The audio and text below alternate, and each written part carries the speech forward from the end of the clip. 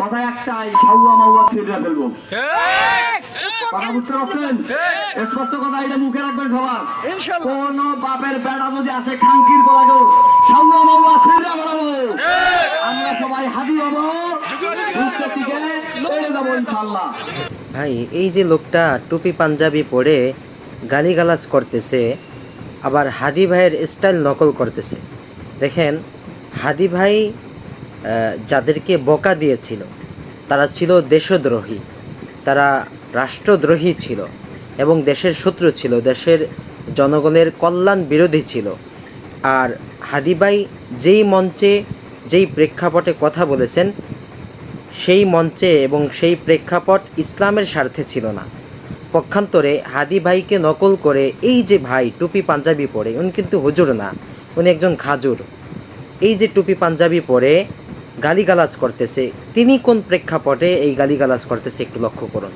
তিনি কালিমার পতাকা উত্তোলনের দাবি তুলে এই যে গালিগালাজ করতেছেন। কালিমার পতাকা, এটা ইসলামের দাওয়াত বহন করে। এখন ইসলামের দাওয়াত দিতে গিয়ে আমি যদি চাই সে কাফের হোক, চাই সে অমুসলিম হোক, অথবা নামে মাত্র মুসলিম হোক, তাদেরকে গালিগালাজ করি ইসলামের দাওয়া এর ক্ষেত্রে, তাহলে এটা কি গ্রহণযোগ্য কিনা? এটা কিছুতেই গ্রহণযোগ্য না। আপনি মাথায় টুপি পরেছেন, পাঞ্জাবি পরেছেন, আপনি ইসলামের প্রচার মাধ্যম হিসেবে কাজ করতেছেন, আপনি মানুষকে বকাঝকা করতে পারেন না এইভাবে। এটা ইসলামের মান ক্ষুণ্ণ হয়। যদিও এই ব্যক্তি কোনো হুজুর না, লেবাসধারী, কিন্তু এই কারণে আমি মনে করি উনি আরও বেশি অপরাধী গণ্য হবে। কারণ কেউ যদি টুপি পাঞ্জাবি পরে মানুষকে ধোঁকা দেয়, এমন কোনো কার্যকলাপ ঘটায় যেগুলো ইসলামের সাথে যায় না, ওই ব্যক্তি একজন প্রতারক হিসেবে গণ্য হবে। এজন্য আমি মনে করি যারা এই ভাইয়ের গালিগালাজ শুনে ওলামায়ে কেরামদেরকে বা যারা প্রকৃত ইসলামকে ধারণ করে তাদেরকে কটাক্ষ করতেছেন, আপনারা সম্পূর্ণ ভুল করতেছেন।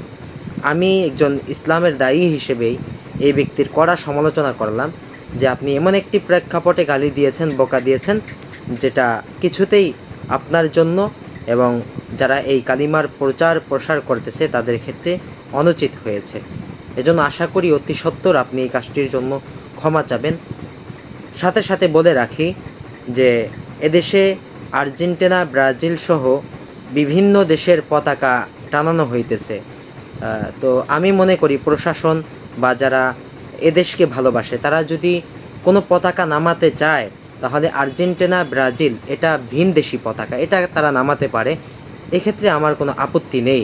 কিন্তু কালিমার পতাকা এটা কিছুতেই ভিনদেশি পতাকা না, তালেবানি পতাকা না, বরং যে দেশে মুসলমান বসবাস করে সে দেশের মুসলমানদের দায়িত্ব তাদের জাতীয় বাক্য, জাতীয় পতাকা হিসেবে এই পতাকাকে তারা সার্বক্ষণিকভাবে উত্তোলন করতে পারবে, এটা তাদের ধর্মীয় অধিকার।